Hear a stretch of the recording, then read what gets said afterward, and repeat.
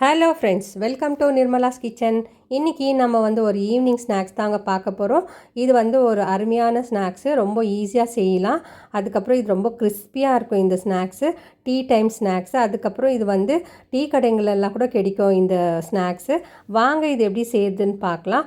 அதுக்கு முன்னாடி நம்ம சேனல் சப்ஸ்கிரைப் பண்ணிவிட்டு பெல் சிம்பல் தட்டிடுங்க. வாங்க வீடியோக்குள்ளே போகலாம். இப்போ முதல்ல நம்ம ஒரு பவுல் எடுத்துக்கலாம். அதில் 1.5 கப் அளவுக்கு நம்ம மைதா மாவு சேர்த்துக்கலாம். சேர்த்துட்டு மிக்ஸ் பண்ணிவிட்டு அதுக்கு மத்தியில் நம்ம ஒரு குழி மாதிரி பண்ணிக்கலாம். இப்போ நம்ம 1/4 டீஸ்பூன் அளவுக்கு உப்பு சேர்த்துக்கலாம். 1/2 டீஸ்பூன் அளவுக்கு சர்க்கரை சேர்த்துக்கலாம். 1/2 டீஸ்பூன் அளவுக்கு ஓமம் சேர்த்துக்கலாம். ஓமம் நல்லா கையில் க்ரஷ் பண்ணிக்கலாம். க்ரஷ் பண்ணிவிட்டு சேர்த்துக்கலாம். இது நல்லா ஜீரண சக்திக்கு நமக்கு உதவும் இது. இப்போ பாருங்கள், நான் 1/4 டீஸ்பூன் அளவுக்கு கருஞ்சீரகம் எடுத்திருக்கேன். இத்தையும் கையில் நல்லா நம்ம க்ரஷ் பண்ணிக்கலாம். பண்ணிவிட்டு இத்தையும் சேர்த்துக்கலாம். சேர்த்துட்டு நான் 2 டேபிள் ஸ்பூன் அளவுக்கு எண்ணெய் சேர்த்துக்கிறேன். நீங்கள் எண்ணெய்னா சேர்க்கலாம், இல்லை நெய்யனா சேர்த்துக்கலாம். நான் எண்ணெய் தான் சேர்த்துருக்கேன். சேர்த்துட்டு இதெல்லாம் நல்லா மிக்ஸ் பண்ணி கொடுக்கலாம் கை வச்சு. இது நல்லா ஒரு பிரெட் கிராம்ஸ் மாதிரி நல்லா உதிராக வரணும். இது நல்லா நம்ம பிசைஞ்சிட்டு நம்ம கையில் பிடிச்சி பார்த்தோம்னா இது நல்லா நமக்கு பிடிக்கிறதுக்கு வரணும் மாவு. அது வரைக்கும் நம்ம பிசைஞ்சு கொடுக்கலாம். பாருங்கள், இப்போ மாவு ரெடி ஆயிடுச்சு. இப்போ நம்ம தண்ணி சேர்த்துக்கலாம். நான் 1/2 கிளாஸ் தண்ணி எடுத்திருக்கேன். இது தண்ணி சேர்த்துட்டு பிசைஞ்சிக்கலாம். நம்ம கொஞ்சம் கொஞ்சமாக தண்ணி சேர்க்கலாம். இது நல்லா ஒரு சப்பாத்தி மாவு பதத்துக்கு நம்ம பிசைஞ்சிக்கணும். மாவு நல்லா டைட்டாக இருக்கணும், குழ குழான்னு இருக்கக்கூடாது. பாருங்கள், நான் கொஞ்சம் கொஞ்சமாக தண்ணி சேர்த்துட்டு இதை நல்லா பிசைஞ்சு கொடுக்குறேன். நமக்கு தண்ணி ஃபுல்லாக 1/2 கிளாஸ் தண்ணி ஆகாது. தண்ணி கொஞ்சமாக மிச்சம் ஆகிடும். அதுக்கப்புறமா நமக்கு எவ்வளோ தேவையோ அவ்வளோ தண்ணி எடுத்துக்கலாம். இப்போ நான் நல்லா பிசைஞ்சுன்னு இருக்கேன். பாருங்கள், இவ்வளோ தண்ணி எனக்கு மிச்சம் ஆகிடுச்சி. இப்போ இது நல்லா நம்ம ஒரு 5 நிமிஷத்துக்கு நம்ம நல்லா பிசைஞ்சிக்கலாம். ஏதோ கிராக்கே இல்லாத மாதிரி நம்ம பிசைஞ்சிக்கலாம். பாருங்கள், இப்போ நான் பிசைஞ்சிட்டேன். நல்லா டைட்டாக இருக்குது இந்த மாவு. இப்போ இதுக்கு கொஞ்சமாக எண்ணெய் தேய்ச்சிட்டு நம்ம ஸ்ப்ரெட் பண்ணிடலாம் எண்ணெய் எல்லா பக்கமும். அதுக்கப்புறம் நம்ம ஒரு 10 நிமிஷத்துக்கு நம்ம மூடி போட்டு வச்சுக்கலாம். இப்போ மூடி போட்டாச்சு. அதுக்கப்புறம் இன்னொரு கப்பு ஒன்று எடுத்துக்கலாம். நம்ம கப்பு எடுத்துகிட்டு நம்ம அரிசி மாவு 1 டேபிள் ஸ்பூனும் எண்ணெய் 1 டேபிள் ஸ்பூனும் சேர்த்துக்கலாம். எண்ணெய் வேண்டாம்னா நீங்கள் நெய் கூட சேர்த்துக்கலாம். இந்த எண்ணெயும் மாவும் சேர்த்துட்டு நம்ம ஒரு பேஸ்ட் மாதிரி தயார் பண்ணிக்கலாம். இது அப்ளை பண்ணி தான் நம்ம இப்போ செய்ய போகிறோம். இது நல்லா கொஞ்சம் இப்போ ஸ்ப்ரெட் பண்ணுற அளவுக்கு நம்ம மிக்ஸ் பண்ணிக்கலாம். பாருங்கள், இந்த அளவுக்கு இருக்கணும். கட்டியே இல்லாமல் நம்ம மிக்ஸ் பண்ணி வச்சுக்கலாம். இது நல்லா ஒரு 5 நிமிஷத்துக்கு மிக்ஸ் பண்ணிக்கலாம். இப்போ இது ரெடி ஆகிடுச்சி. நம்ம வச்ச மாவு 10 நிமிஷம் ஆகிடுச்சி. நம்ம மூடி ஓப்பன் பண்ணிவிட்டு இப்போ இன்னொரு முறை நல்லா பிசைஞ்சிக்கலாம். நம்ம மணை மேலே போட்டு நல்லா பிசைஞ்சிக்கலாம்.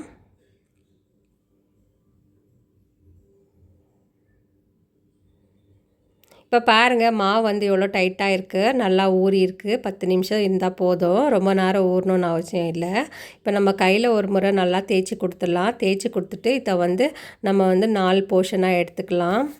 இப்போ நம்ம 4 போர்ஷனாக கட் பண்ணிவிட்டு இதை நல்லா உருண்டை பண்ணிக்கலாம். இது ஈக்குவலாக இருக்கணும். அப்போ தான் நமக்கு சப்பாத்தி செய்கிறதுக்கு கரெக்டாக இருக்கும். இப்போ நான் நல்லா உருட்டி கொடுக்குறேன். பாருங்கள், நல்லா உருண்டியாக நம்ம ஃபஸ்ட்டு உருட்டிக்கலாம். அப்போ தான் நமக்கு சப்பாத்தி செய்கிறதுக்கு நல்லா வரும். இப்போ நம்ம நல்லா உருட்டிக்கணும். நல்லா ஒரு பால் மாதிரி இருக்குது பாருங்கள். இருக்கிற மாவெல்லாம் கூட நம்ம இதே மாதிரி செஞ்சு வச்சுக்கலாம். பாருங்கள், 4 போர்ஷன் ஆயிடுச்சு. நமக்கு 4 உருண்டை ரெடி ஆகிடுச்சி. இப்போ நம்ம இதை உருட்டிக்கலாம். நம்ம முதல்ல இந்த மாவை வேறு இதை கிண்டில் ட்ரான்ஸ்ஃபர் பண்ணிவிட்டு இதை மூடி வைக்கலாம். மாவு காயக்கூடாது.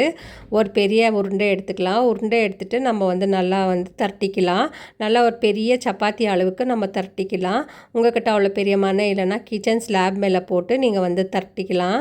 இது சப்பாத்தி மாதிரி நல்லா ரவுண்டாக பெருசாக நம்ம தேய்ச்சிக்கலாம். நமக்கு நல்லா மெலிசாக இருக்கணும். பாருங்கள், நான் தரட்டின்னு இருக்கேன். உங்களுக்கு காமிக்கிற பாருங்கள். இப்போ நல்லா பெரிய சப்பாத்தி ஒன்று வந்துடுச்சு. இந்த அளவுக்கு திக்னஸ் இருக்கணும் நமக்கு. இது நம்ம தரட்டிட்டு நம்ம தனியாக எடுத்து வச்சுக்கலாம். இதே மாதிரி 4 சப்பாத்தி நம்ம செய்ய போகிறோம்.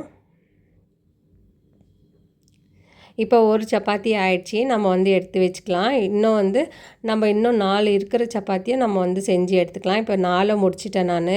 இப்போ முதல் சப்பாத்தியில் வந்து நம்ம இந்த இது பேஸ்ட்டை வந்து தேய்ச்சிக்கலாம். நம்ம கையை வச்சு நல்லா ஸ்ப்ரெட் பண்ணிக்கலாம். நம்ம ஸ்ப்ரெட் பண்ணிட்ட பிறகு கொஞ்சமாக மைதா டஸ்ட் பண்ணிக்கலாம். நம்ம பண்ணிவிட்டு நம்ம இன்னொரு சப்பாத்தியும் எடுத்து வச்சுட்டு அது மேலேயே நம்ம வந்து எல்லாம் ஈக்குவலாக பண்ணிக்கலாம். பாருங்கள், இது வந்து சின்ன சப்பாத்தியாக இருக்குதுன்னு நினைக்காதீங்க. இதுக்கு வந்து நம்ம வந்து இழுத்துட்டு நம்ம வந்து அதுக்கு ஈக்குவலாக நம்ம பெரிய சப்பாத்திக்கு ஈக்குவலாக இதை கூட நம்ம செஞ்சிடலாம். எல்லா பக்கமும் நல்லா ஈக்குவலாக வந்த பிறகு இது கூட நம்ம வந்து செஞ்சு வச்சுருக்கிற அரிசி பேஸ்ட்டை வந்து நம்ம ஸ்ப்ரெட் பண்ணிக்கலாம். இதே மாதிரி நம்ம 4 சப்பாத்திக்கும் இதே மாதிரி தான் நம்ம செய்ய போகிறோம்.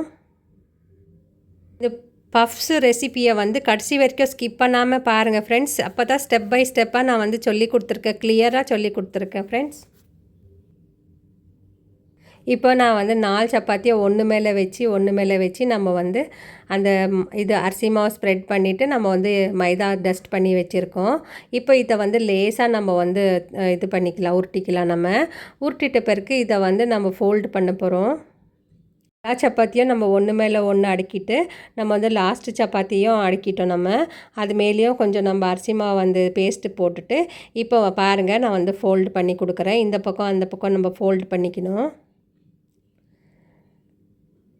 இது வந்து நல்லா ஒரு ஸ்கொயர் ஷேப்புக்கு வரணும். அந்த மாதிரி நம்ம ஃபோல்டு பண்ணிக்கலாம். இப்போ வந்து இதை நல்லா ஃபோல்டு பண்ணிவிட்டு இதை வந்து கொஞ்சமாக லைட்டாக ப்ரெஸ் பண்ணிக்கலாம். நம்ம பாருங்கள், நான் வந்து வீடியோவில் காட்டுறேன். இந்த மாதிரி இந்த அளவுக்கு இருக்கும் நம்ம பண்ணுறது. அதுக்கப்புறம் நம்ம வந்து ஒரு பட்டர் ஷீட் எடுத்துக்கலாம். பட்டர் ஷீட்டை எடுத்துகிட்டு நம்ம இந்த பட்டர் ஷீட்டில் வந்து நம்ம இதை வந்து கவர் பண்ணி வைக்கலாம். ஒரு 10 மினிட்ஸ் அப்படி கவர் பண்ணி வச்சுக்கலாம். நம்ம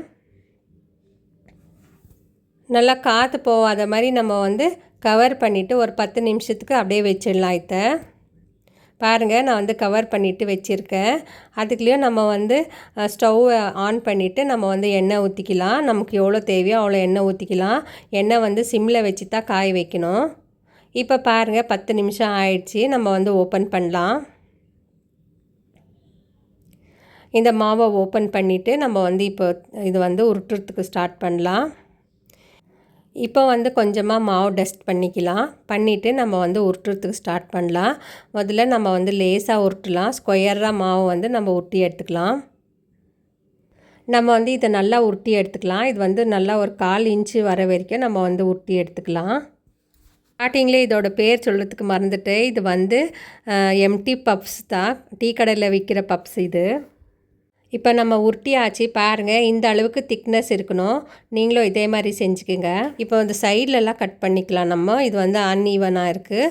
சைடில் 4 பக்கமும் நம்ம கட் பண்ணிக்கின்னு இதை வந்து நல்லா ஸ்கொயராக பண்ணிக்கலாம். இப்போ நான் வந்து 4 பக்கமும் கட் பண்ணி எடுத்திருக்கேன். கட் பண்ணி எடுத்த பிறகு இந்த மாதிரி இருக்கும். இப்போ இதை வந்து நம்ம ஸ்கொயர் பீசஸாக கட் பண்ணிக்கலாம். நமக்கு தேவையான அளவுக்கு நம்ம வந்து கட் பண்ணிக்கலாம். இப்போ நம்ம வந்து கட் பண்ணி ஸ்கொயர் பீசஸாக கட் பண்ணி எடுத்துக்கலாம். நான் பாருங்கள், இந்த வீடியோவில் காட்டுறேன். அந்த அளவுக்கு நம்ம வந்து கட் பண்ணி எடுத்துக்கலாம். நான் வந்து காட்டுறேன். இது வந்து லேயராக இருக்கும். நம்ம ஒரு பீஸ் எடுத்து காட்டுறேன் நான். பாருங்கள், இது வந்து லேயராக இருக்கும். இது வந்து எண்ணெயில் போட்ட உடனே இது வந்து நல்லா லேயராக பிரியும். இப்போ வந்து எண்ணெய் நல்லா காஞ்சிடுச்சு. நான் வந்து சிம்மில் தான் வச்சுருக்கேன். இந்த எண்ணெயில் எவ்வளோ போட்டு நம்ம ஃப்ரை பண்ண முடியுமோ அவ்வளோ நம்ம சேர்த்துக்கலாம். சேர்த்துட்டு இதை வந்து ஃபுல்லாக சிம்மில் வச்சு நம்ம வந்து பொரிக்க போகிறோம். ரொம்ப ஹை ஃப்ளேம் வச்சோம்னா இது வந்து உள்ளெல்லாம் வேகாத போயிடும். இப்போ வந்து நம்ம கரண்டி போடக்கூடாது. போட்ட உடனே சும்மா நம்ம வந்து கை வச்சு ஷேக் பண்ணி கொடுக்கலாம். பாருங்கள், நான் இது வந்து ஒரு 5 நிமிஷம் ஆயிடுச்சு. இப்போ நான் வந்து எடுத்து காமிக்கிறேன். பாருங்கள், இப்போ வந்து கரண்டி போட்டு நம்ம வந்து எல்லாத்தையும் திருப்பி கொடுக்கலாம். இது வந்து நல்லா ஒரு 15லேருந்து 20 நிமிஷம் ஆகும். இது வந்து நல்லா கோல்டன் ப்ரௌன் கலர் வர்றதுக்கு. ஏன்னா நம்ம வந்து சிம்மில் வச்சு தான் இதை வந்து நல்லா பொரிக்க போகிறோம். நம்ம ஹை ஃப்ளேமில் வச்சு வச்சோம்னா உள்ளெல்லாம் வேகாது.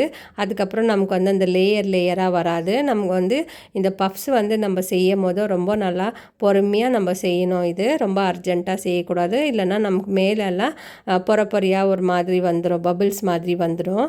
அந்த மாதிரி வராது இருக்கிறதுக்கு தான் நம்ம வந்து சிம்மில் வச்சு நம்ம வந்து ஃப்ரை பண்ணுறோம்.